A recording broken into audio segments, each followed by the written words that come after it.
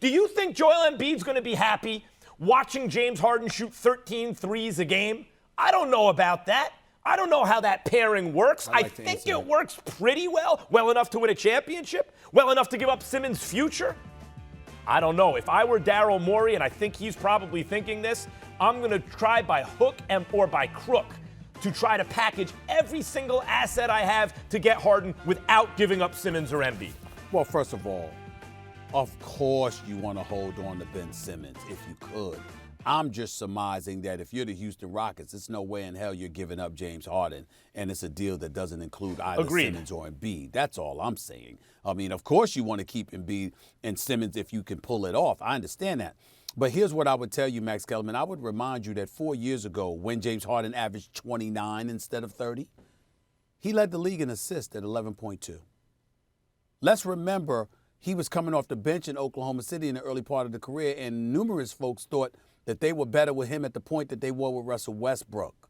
James Harden can pass the ball. James Harden has averaged a minimum of 7 assists per game over the last 6-7 years. James Harden is not this dude. Sure. Yeah, does he bounce the ball a little bit too much? Of course he does. No question about it, because that's what D'Antoni allowed. I don't think Doc Rivers would allow that. But more importantly than that, let's not act like James Harden can't make the necessary adjustments to do what needs to be done if he believes that the formula is going to equate to winning.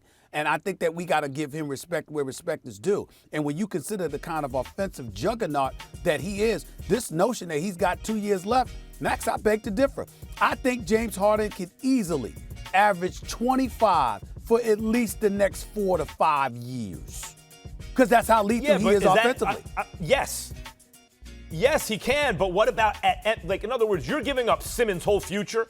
What you're saying is we believe that an MVP caliber player, not a dude who needs to take a next step, but a dude who's there now, we can pair with Embiid and win a championship. What I'm saying is Harden might average 25. You throw that about KD after Achilles also. Well, he could average 25 in his sleep. But you and I both knows you can average 25 and not be an MVP and not be your former self. The next 2 years he's probably 4 years from now he's going to be an MVP. He's not required to be an MVP. I'm just telling you right now, James Harden is significantly more explosive than Ben Simmons offensively, and that's what the Sixers need in the Eastern Conference if you're going to compete with Brooklyn and Milwaukee. They win a championship? That's why I'm saying that.